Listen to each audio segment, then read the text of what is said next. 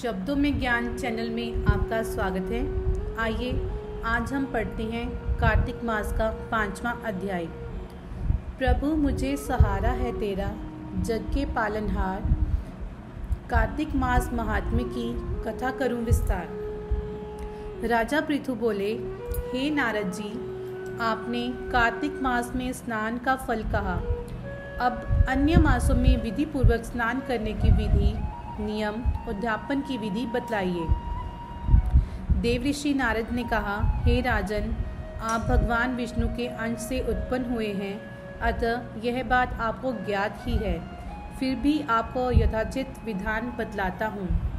अश्वनी माह में शुक्ल पक्ष की एकादशी से कार्तिक के व्रत करने चाहिए। ब्रह्मा मुहूर्त में उठकर जल का पात्र लेकर गांव से बाहर पूर्व अथवा उत्तर दिशा में जाना चाहिए। दिन में या सायंकाल में कान में जनेऊ चढ़ाकर, पृथ्वी पर घास बिछाकर, सिर को वस्त्र से ढककर, मुंह को भली भांति बंद करके थूक व सांस को रोककर मल व मूत्र का त्याग करना चाहिए। तत्पश्चात मिट्टी व जल से भली भांति अपने गुप्तांगों को धोना चाहिए। उसके बाद जो मनुष्य मुख शुद्धि नहीं करता, उसे किसी भी मंत्र का फल प्राप्त नहीं होता।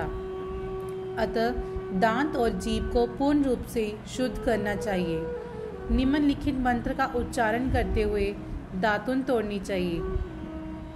हे वनस्पते, आप मुझे आयु, कीर्ति, तेज, प्रज्ञा, प्रशु, संपत्ति, महाज्ञान, बुद्धि और विद्या प्रदान करो। इस प्रकार उच्चारण करके वृक्ष से 12 अंगुल की दातुन ले। दूध वाले वृक्षों से दातुन नहीं लेनी चाहिए। इसी प्रकार कपास, कांटेदार वृक्ष तथा जलोहे वृक्ष से भी दातुन लेना मना है, जिससे उत्तम गंध आती हो और जिसकी टहनी कोमल हो, ऐसे ही वृक्ष से दंत धावन ग्रहण करना चाहिए। प्रतिपदा, अमावस्या, नवमी, छठी, रविवार को चंद्र तथा सूर्य ग्रहण में दातुन नहीं करनी चाहिए।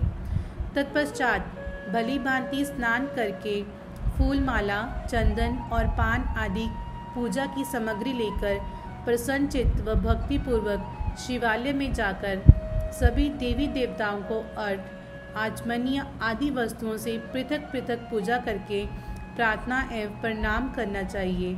फिर भक्तों के स्वर में स्वर मिलाकर श्री हरि का कीर्तन करना चाहिए। मंदिर में जो गायक भगवान श्री हरि का कीर्तन करने आए हों, उनका माला, चंदन, तांबुल आदि से पूजन करना चाहिए, क्योंकि देवालयों में भगवान विष्णु को अपनी तपस्या, योग और दान द्वारा प्रसन्न करते थे, परंतु कलयुग में भगवत गुणगान को ही भगवान श्री हरि को प्रसन्न करने का एकमात्र साधन माना गया है।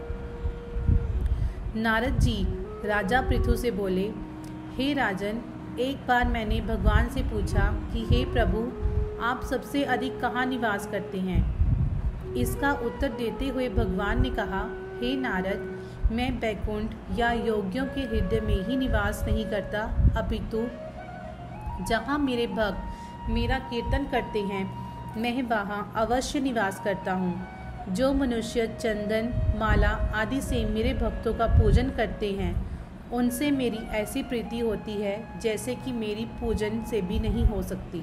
नारद जी ने फिर कहा, शीरीष, धतूरा, गिरजा, चमेली, केसर, कंदार और कटहल के फूलों व चावलों से भगवान विष्णु की पूजा नहीं करनी चाहिए। अड़हल, कंद, गिरीश, जूही, मालती और केवड़ा के पुष्पों से भगवान शंकर की पूजा नहीं करनी चाहिए। जिन देवताओं की पूजा में जो फूल निर्दिष्ट हैं, उन्हीं से उनका पूजन करना चाहिए। पूजन समाप्ति के बाद भगवान से क्षमा प्रार्थना करनी चाहिए, यथा, हे सुरेश्वर, हे देव, ना मैं मंत्र जानता हूँ, ना क्रिया, मैं भक्ति से भी हीन हूँ। मैंने जो कुछ भी आपकी पूजा की है, उसे पूरा करें। ऐसी प्रार्थना करने के पश्चात साष्टांग प्रणाम कर भगवत कीर्तन करना चाहिए। श्री हरि की कथा सुननी चाहिए और प्रसाद ग्रहण करना चाहिए।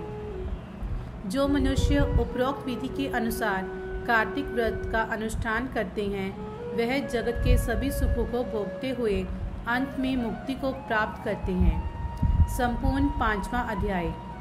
बोलो सत्यनारायण भगवान की जय। अगर आपको हमारी ऑडियो बुक्स अच्छी लगी हों तो आप हमारे चैनल शब्दों में ज्ञान को लाइक, शेयर और सब्सक्राइब करें और सब्सक्राइब करना मत भूलिएगा। इससे आपको लेटेस्ट अपडेट्स मिलते रहेंगे। और हाँ, कमेंट करके ज़रूर बताइएगा कि आपको हमारी ये ऑडियो बुक्स कैसी लगी। Thank you.